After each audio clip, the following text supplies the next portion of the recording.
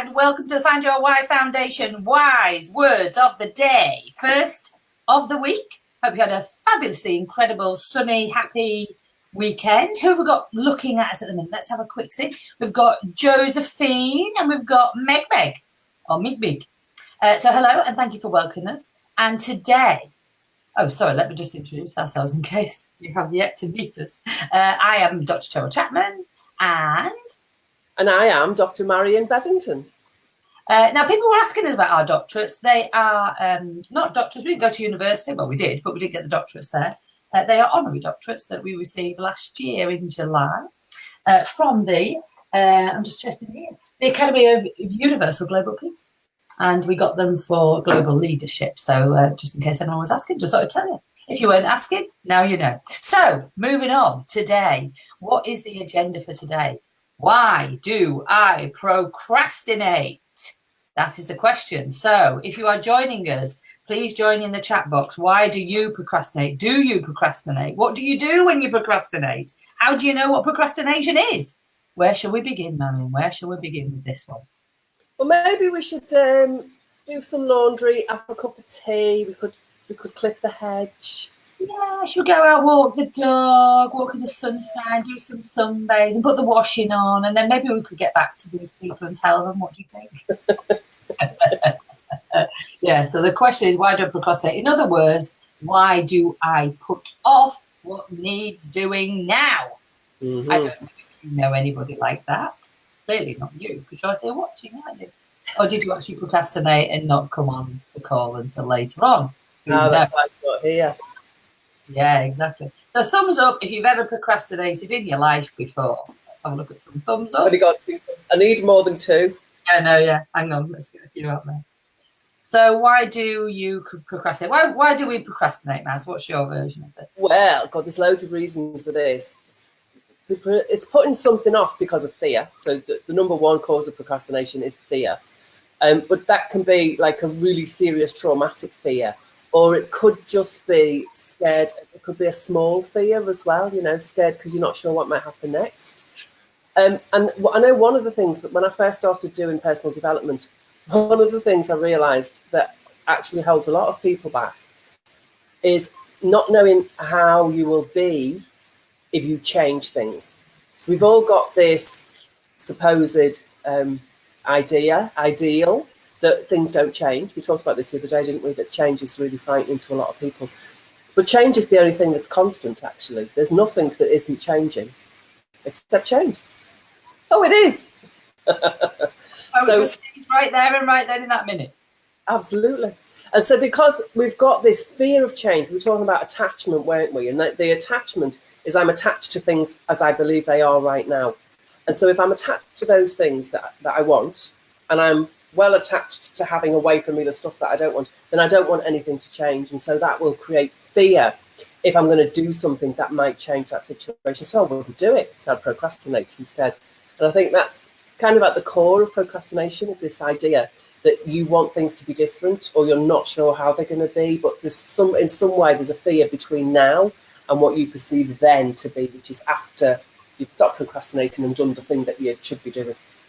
Yeah, I've got a little, I'm just going to do a little to type in there. I have this little thing, which is exactly the same as what Maz has said, which is fear. I'm going to do a little bit of one of these. Marion doesn't know what's coming. She's thinking, what's going to happen now? So let me just show this. I think there are 4 parts of fear. Are you ready? I think you procrastinate because it's the fear of failure. What happens if you fuck up? There's another F for you. Mm-hmm. What happens if you fuck up? What will people say? How will I show my face? What happens if it all goes wrong? So there's this kind of fear of not doing it right. Then, of course, that's sort of coupled with the E, which is evaluation. So what will people say? What will people think about me? What if they think I'm talking a load of shit? What if they don't? What if I'm not good enough? All this kind of thing that we've talked about before. Fear of not being good enough. Fear of not thinking what's out there is available to me. Then I think it's fear of achievement. That's what the A is. In other words, what happens if it goes right? What happens if everything goes well? And then, like Maz says, I've got to change. What happens if I change so much that my friends don't like me anymore? Which leads on to the final one, which is the R, which is the fear of rejection. People will leave me. If I do this and I do it well and I change and they don't like me, they might go away and leave me alone.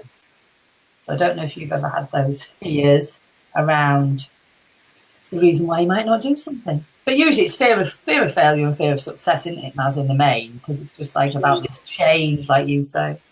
Yeah.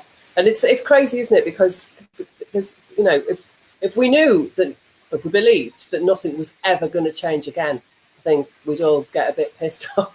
I think everybody would have some desires for change.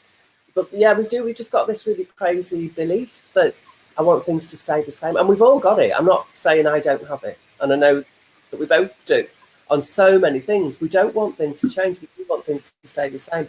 So it can be really scary when you don't know what's going to happen next.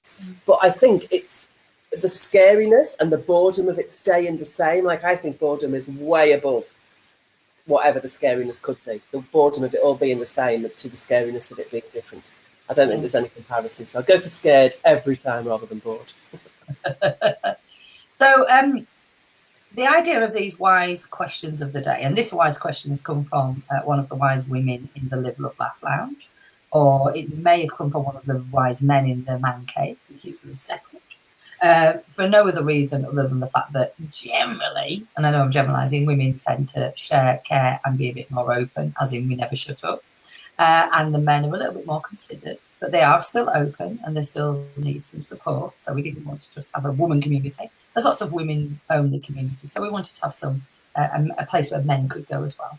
But we do keep them separate. Well, apart from a party, which we do once a year, we bring them together. And that's the FindYourWHY Foundation Awards, the male and the female awards. And so these questions are coming to us so that we can help our community. But obviously, if you've got any questions that you have that you want to find out the reason why to, then please share them with us.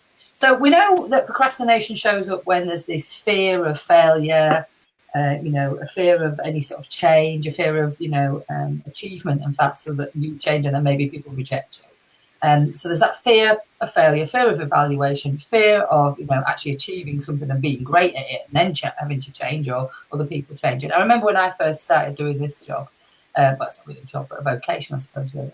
I did a bit of personal development and I realised that you had to be seen, so I needed to get on YouTube, and off I went with my husband. Marion was looking after the dog at the time and the rats that we had in the garden, but that's another story. And I'd got myself, a new outfit, and I was going to do the Facebook, the makeup was all perfect and everything, and I was doing all these different takes, and me and Mr. C ended up having a big argument about where the chair should be and the light wasn't right and everything. It took me hours and hours and hours to just get online to get out, what I wanted to say, the message that I wanted to say. And, I was okay with it. I'd got a bit of a script because I didn't really know what to say. And again, I was trying to be bloody perfect. And I reckon I must have spent a good 4 hours doing a video that's still on YouTube to this day that lasts about 4 minutes.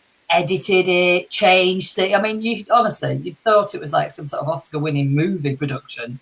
And some friends came around a few weeks afterwards. And Chippy was, my husband was dead proud of me. Oh, look at Cheryl, she's done this video. Nobody had ever done anything like that, no one had ever been on YouTube, let alone have their own YouTube channel 5 years ago. And he showed this video, and my friend's husband went, "What's with Margaret Thatcher look then?" And I was like, "What do you mean?" He goes, "Well, with 30 denier tights." I mean, I have to say, I'm not quite sure how we knew what denier it was. Just thought about that question just there. But anyway, why did he know what the denier of my tights were? And I went, "What do you mean?" He goes, "Well, he goes, oh, you've given up drinking and this, that and the other." He goes, "When are we getting the old Ches back?" And there it was. Fear of not getting it right in the first place and being a failure. That's why I spent hours and hours on it. And guess what? Even though I'd spent hours on it and I thought it was as perfect as it could be right there and right then, somebody still had something to talk about, didn't they? And the fear of change, of course. So then came the fear of, oh my gosh, if I get really famous and I do really well, then I might lose all my friends. Just, and you've heard my saying, those that mind don't matter, those that matter don't matter. Thank you very much. So that's why you procrastinate. We also had a lovely lady in our group, didn't we? We give what we do is when we help you to find your why, you go into awareness of who you are, where you are, why you are, where you are right now. Then we help you to set an intention. And it's much more than a goal, isn't it, Maz, an intention? It is. The intention is the energy that actually fuels goals. I'm going to leave it there. Mm-hmm. And then what we do is we help you to manifest, or as we say, AKA, move your ass. So when we put people into intention, we have a little technique that means that we help you to, how should we say, we kind of motivate you to achieve your intention. And so one of the ladies was, I'm going to do a 5-minute webinar, I think it was something like that. She was going to do a record, similar to the one I did in the hotel.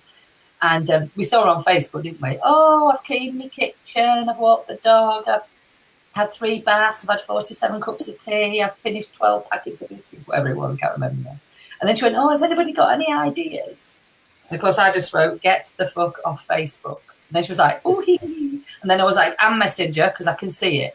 So these are some of the things that distract us, when we're in this procrastination. Oh, I desperately need to go and clean the toilet, even if you've never cleaned the toilet for like a week or something. So the question is, once this procrastination shows up, what can I do to overcome the procrastination? So what tips do you have, Maz, for overcoming procrastination? There's some really good stuff you can do. So first of all, you can create an imaginary scenario of when you've done the thing that you need to do and all of the positive outcomes and positive benefits that are going to come from it, and really focus on the positives. Because we know there'll probably be both things happen. But if you look for the positives, then it's going to give you more energy. It's going to set the intention even more energetically, pushing you or taking you in the direction of the goal that you want to achieve. And the other thing is to use tools and different techniques to help to unravel the fear. Because fear is never real. It's always an imagined scenario. And this, the fear of change, well, tough. Everything's always changing. So you're always going to be frightened unless you begin to unravel what that fear is about. And so you can use EFT, you can use hypnotherapy, you can use RTT. There's lots of different ways to unravel fear.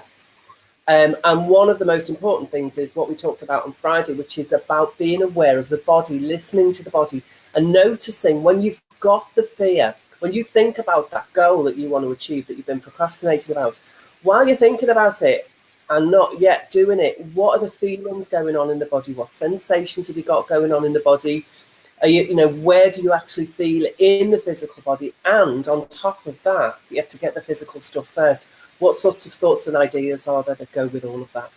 Because the body's got all this great information in it. And when you're in fear, the body can help you to understand what that is about, what's triggered the fear, what is your previous experiences, or what are your triggers, what are your buttons that have been pushed. And when you start to understand that, then you can start to transform it so that what that energy was that was taking you away from the goal, will help to move you towards the goal. And when you've created these positive outcomes and benefits that will happen when you've achieved it, that's going to just add extra momentum to all of that. In order for you to unravel the fear, that can be quite a big journey for some people. Sometimes you can work on an issue and it'll sort itself out really quickly. But underlying fears can often run very deep, because they might not just be yours. They might be ancestral. They might be a societal. They might be woven into the fabric of a bigger community than just you. And if they are, then actually it can be a bit more difficult to deal with it. The best thing to do when you're unraveling fears is get as much support as you can, and get support from different groups as well, because you want to see as many perspectives as you can to help to really shine a light on what the benefits and the positive outcomes are going to be. Yeah, it is. I mean, it might be, when we say like fear of procrastination, procrastination is putting something off, and it may be that fear of judgment, if you like, that fear of, what are people going to say? Are they going to try and evaluate what I'm doing? And a lot of times that can come from very early on, when you were little and someone said, who do you think you are? Or stop showing off, the sort of things that we say to kids, quite innocent. I wouldn't say innocent, really. Innocently, really. It's not about, ganging up on your parents and saying, why did you say this to me? But, once you can get to that moment when that kind of seed was planted, that the brain sort of accepted that this must be you showing off, or this must be. I've got this picture of me, haven't I, Marion? We've never got to the bottom of this just yet. But there's a picture of me at a birthday party. I must be about maybe 9 or something. And every time I look at this picture, I say to myself, oh, I hate that picture of me. I look like a really cocky kid. Do you know what I mean? And she's like, oh, I don't see that. So I've been trying to say to my mum, you know, is there something to do, you know, what was that like on that day? She goes, oh, I thought you were all right. And maybe it's just because I'm a bit more relaxed. I'm sort of slouching, you know, like doing this in the picture. There's just something about it, I don't know. And so it makes me feel that maybe there's some time in the past where when I've been like that, I've probably been chastised or told off or don't show off or something. And there's just something around that. So we must do some more digging on that one to find out what that's like. Because that could be one of the reasons why, you know, it takes me, I mean, I'm pretty much an action taker. You know, I do tend to go for it because I suppose I don't have this perfection gene. You know, I like to do a really good job and I like to know enough to be able to help people, but I don't feel like I have to know everything and I don't feel like it has to be perfect. You know, I'm not going to sit here and rehearse notes before I come on. You know, what we know is enough to help some people, and if you know more than we do, that's great. Go out and help some people as well as helping yourself. You know, it's not a competition. It's really just about collaboration and trying to help some other people. And so that perfection thing's not there so much. I tend to get into action. But it might be, you know, for the days when I sort of wander off and have, you know, a packet of biscuits or, you know, 3 cups of tea on a smaller scale. We have some people joining us. Let me just have a look. We have the lovely Wendy Snedden. Hello, Wendy. Long time no see. Hope you are all right, my lovely. And we also have the amazing Jill Barham. Good evening, Dr. Jill Barham. Lovely white women joining us. Hello, doctors. Hello, Dr. Jill. Hello, Dr. Wendy. It's the quad doctors or the Dr. Quads. I don't know if that makes sense. So what are we talking about? We are talking about why do I procrastinate? So why do I procrastinate? So why do you procrastinate? Well, something else that you just talked about there was the perfectionism. And if you're a perfectionist, you're actually preparing to fail because there is no such thing as perfection. You can do something to your best and somebody else could do it to their best and they would be slightly different. So if everybody is unique and we've all got different perspectives about different things, to be perfect means you'd have to be able to see all of those possibilities and all. You can't, it's impossible. We can only ever see our own perspective and our own point of view. So we can share points of view with others and we can kind of be, you know, we can accept other people's point of view, even though they're not ours, but we can never be in all places at all times. So when people try to be perfect, they're guaranteeing that they're going to fail. Yes. Oh, that doesn't sound like a great place to be in, does it? I'm just going to do a little exercise. I remember this from the lovely Bob Proctor days.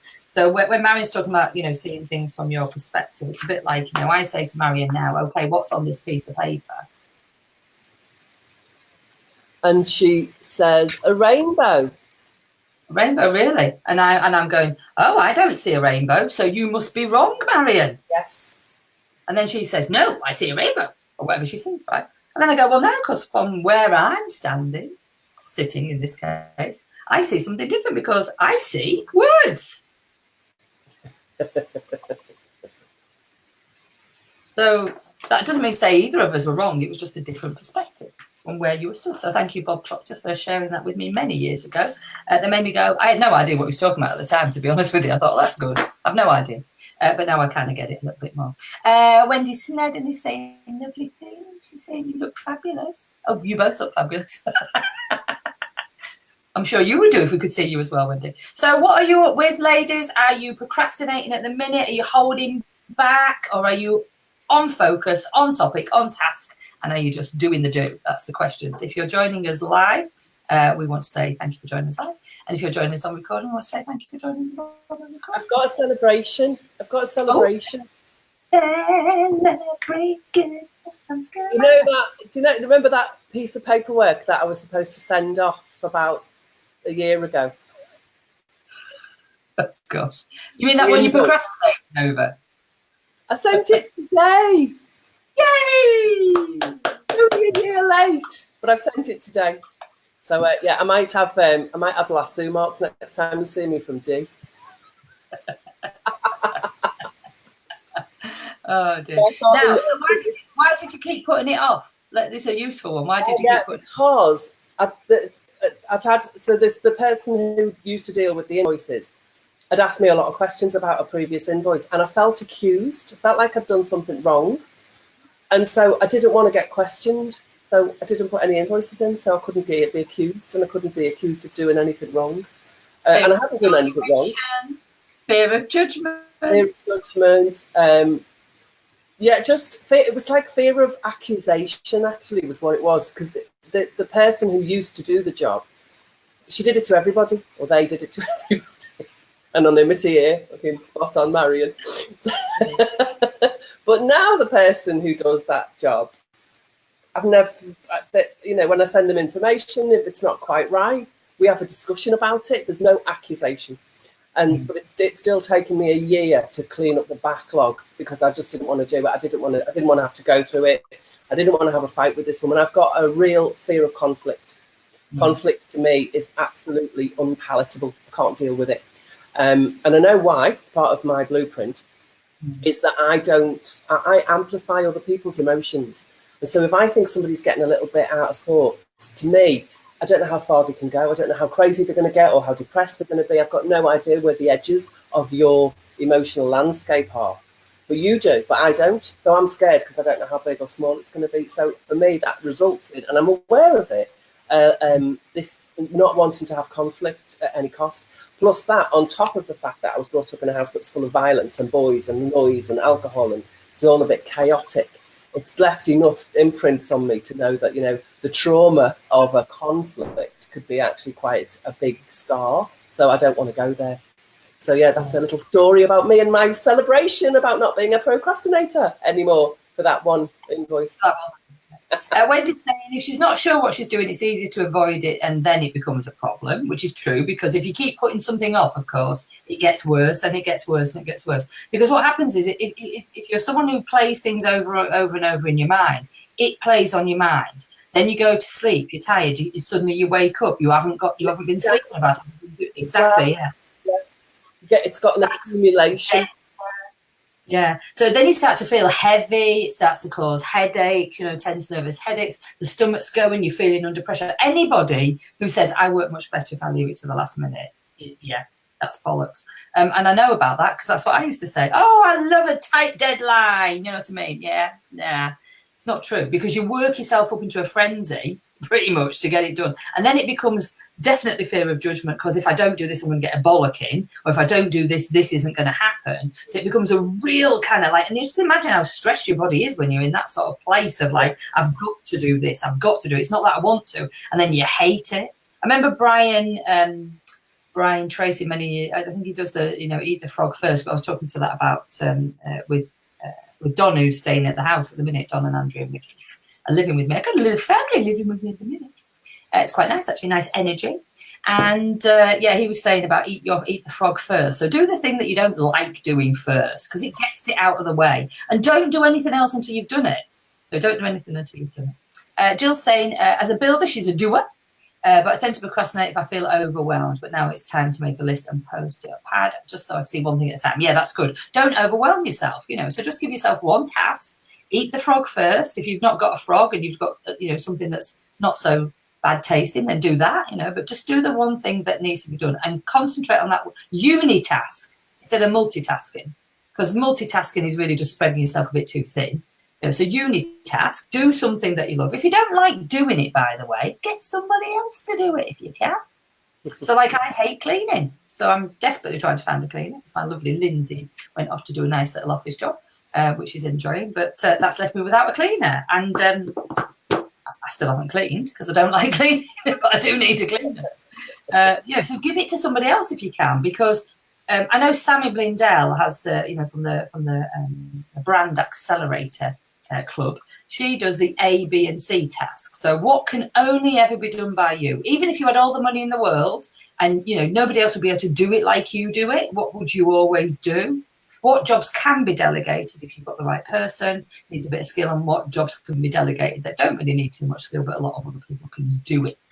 So that would be my recommendation for the day as well. What else could you do if you are procrastinating? We made a list. We made it do one thing at a time. You can set a deadline, of course, a deadline for yourself. Start to get into action. Say to yourself, I'm only going to do this for 10 minutes. 10 minutes? That's what my Chinese people say when I phone up for my Chinese. 10 minutes. Set the clock for 10 minutes. And then once you're in the task, you may find that the alarm goes off and you go, oh, well, I'll just do a bit more because I've done this now. I have to share with you, I'm actually writing a blog on procrastination at the minute. It's taken me 2 days. But that isn't because I've been procrastinating. It's because I only had a little bit of a time to do it. So I spent half an hour on it yesterday, and I'll spend another half an hour on it tonight. It's not got to be in until Wednesday, so I've got a bit of time, but it will be in tomorrow. But I was just laughing because the guys in the house were saying to me, oh, what are you on with? I said, oh, I'm doing this blog on procrastination. Oh, what are you doing down here? I went, I'm just having a cup of tea. And they just started laughing. I was like, no, the tea's scheduled in. I do need to have a cup of tea now. And I'm going straight back to it. What else can you do? So bite one elephant at a time, one chunk at a time. If you want to bite an elephant. Yourself when you've done it, do something nice afterwards. If it's a big job, you know, so what are you doing tonight then, Maz? You're going to go out and spend some more money, so you've got another invoice to send in? Yay. Yeah, reward yourself. Yeah, go to Waitrose. Is there somebody else that could do it for you? If it's that bad, if you absolutely hate doing it, it's like the accounts. I mean, I know we just talked about this now. You know, I don't do that. I've got an envelope. I take it to my accountants and they do it. I don't care that it costs me a bit of money because the amount of pressure it takes off me, I never get it right. I don't like doing it. It takes me 3 times as long. I had the gardener here today, right? I did a little bit of weeding the other day. It must have taken me an hour and I faffed about. I didn't really know what I was doing. He was here for like 4 hours. He's done the front garden, the back garden, all the bedding plants, removed all the grass at the back, mowed the grass, clipped the lawn. I mean, it looks beautiful. It took him 4 hours. And quite frankly, you know, what I gave him, you know, in terms of what he was asking for in payment, I mean, I could have made that in 15 minutes of working. So he loves doing it. I love doing what I do. Cool. Any other comments from anybody else? Any other comments from you, Maz, about what can you do to overcome procrastination? I think the big one is, you're right, if there's something that keeps cropping up, it's worth going to have some therapy work. You know, I hate to mention the T word, some people start twitching. No, I don't mean go lying on a therapist's couch for the rest of your life. I just mean going and finding out what that is, what the trigger was. You know, EFT, kinesiology that Marion does, the BWRT can help you as well, hypnosis, RTT. There are plenty of tools. I remember Marion helping me once when I was in a bit of a state. I needed to make a phone call, and for some reason all this shit started to come up, judgment, fear of rejection, blah, blah, blah. And she did some great tapping with me, and that definitely cleared it. And, and at the end of the day, it's never as bad as you think.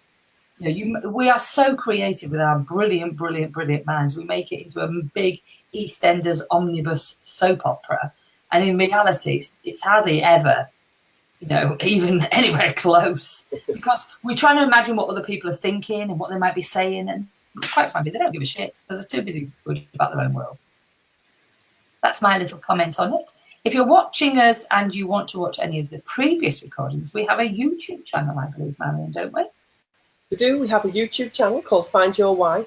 So I'd really appreciate it if you go to YouTube, FindYourWHY, find the channel, you'll see the smiley face, and subscribe, because we want to get the channel name, and you need 100 subscribers to get the name. So we've got 17 in a week without any advertising, so we're doing really well. So yes, please, YouTube, subscribe to us, and if you see any of our videos and you like them, please like them, click on them, and leave comments as well, because each video has got its own subject, and if that is something that you need more information to help you, then asking questions can sometimes simulate really good conversations underneath videos as well. So please do. So please go yes, I can send a link. I can see Wendy's just sent a message.